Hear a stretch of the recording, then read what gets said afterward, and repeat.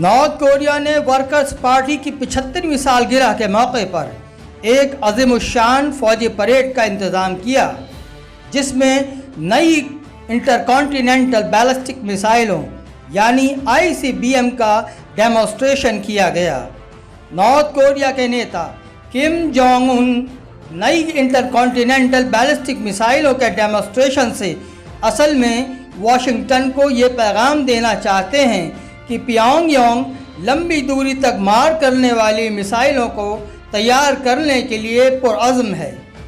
ऐसा माना जाता है कि नॉर्थ कोरिया की ये नई मिसाइलें दुनिया में लिक्विड ईंधन से बनी सबसे बड़ी ICBM हैं, जो अमेरिका के किसी भी शहर तक एटॉमिक वॉर हेड ले जाने में कामयाब हैं। ये बात ध्यान देने लायक है कि अमेरिकी प्रेसिडेंशियल इलेक्शन से ठीक पहले नॉर्थ कोरिया ने अपने बहुत ही ख़तरनाक हथियारों का डेमोस्ट्रेशन किया है। नॉर्थ कोरिया के लिए CIA के फॉर्मर डिप्टी चीफ ब्रूस क्लिंगनर का कहना है कि ये बहुत ही परेशान कुन बात है।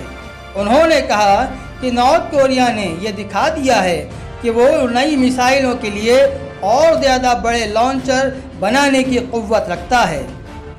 उन्होंने कहा ये बहुत ही परेशान करने वाली बात है, क्योंकि नॉर्थ कोरिया अब ज़्यादा ICBM तैनात करने में कामयाब होगा, जो इसे पहला एटॉमिक हमला करने या दूसरा जवाबी हमला करने में कामयाब बनाएगा।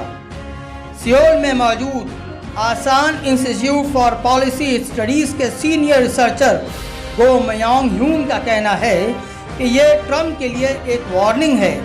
अगर वो फिर से इलेक्शन जीत कर आते हैं तो उन्हें फिर से नॉर्थ कोरिया से बातचीत शुरू करनी होगी, और अगर जो बाइडन जीतते हैं तो उनके लिए यह पहला पैगाम है कि नॉर्थ कोरिया को इंटरनेशनल पॉलिसी में सबसे ऊपर रखना चाहिए।